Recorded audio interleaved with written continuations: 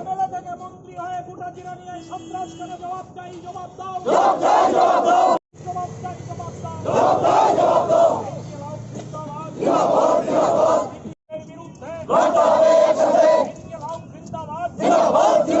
গতকাল জিরানিয়ার কৃষ্ণনগরে গুন্ডাগির রাজত্ব বিজেপি কায়েম করেছে, পুলিশ নীরব কেন, জবাব চাই, জবাব দাও। গতকাল জিরানিয়া মহকুমা সকল অংশের জনগণ এখন ইনকিলাব জিন্দাবাদ, ইনকিলাব জিন্দাবাদ। চলছে রাজ্য তো শনি রাজ চলছে। কোথায় মানুষের কাজের ব্যবস্থা করবে, খাদ্যের ব্যবস্থা করবে, চাকরির ব্যবস্থা করবে, কর্মসংস্থান ব্যবস্থা করবে। প্রায় 41-42 মাস চলছে। এই একটা অথর্ব একটা গভর্নমেন্ট চলছে, জনকল্যাণে মানুষের জন্য কোনো কাজ নাই। সোশ্যাল মিডিয়া খুললে পরেই দেখা যাচ্ছে কোথায় গন্ডগোল হচ্ছে, কোথায় একটা রাস্তার অবরোধ হচ্ছে, কার মাথা ফাটানো হচ্ছে, কার বাড়ি পোড়ানো হচ্ছে, এগুলি চলছে নাকি?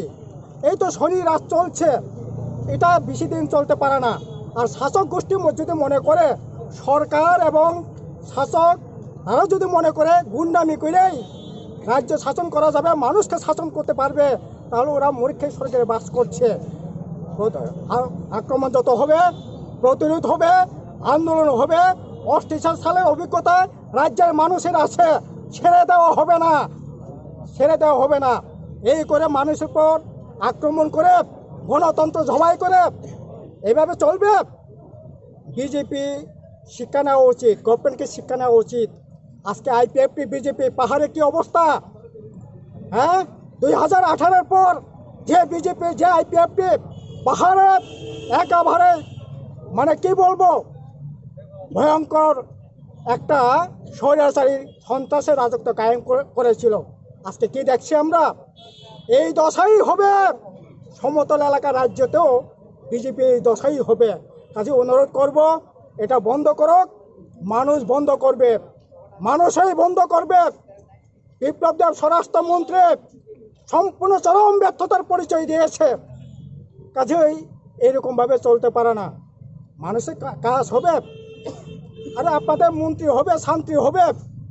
মানুষের জন্য কি হয়েছে হিসাব দেখ, মানুষের জন্য কি করবেন ঘোষণা করুক। এই না করে পার্টি অফিস ভোল্টেজার দিয়ে ভাঙতে হবে, বাড়িঘর আক্রমণ করতে হবে, এভাবে চলবে? আর পুলিশ সেখানে নীরব দর্শক হয়ে হাত গুটিয়ে বসে থাকবে? এটা চলবে? চলতে পারে না। কাজে শান্তিকামী মানুষের কাছে আমাদেরও আবেদন থাকবে, আপনারা প্রতিরোধে প্রতিবাদে এগিয়ে আসুন। এই দিন চলতে দেওয়া যায় না।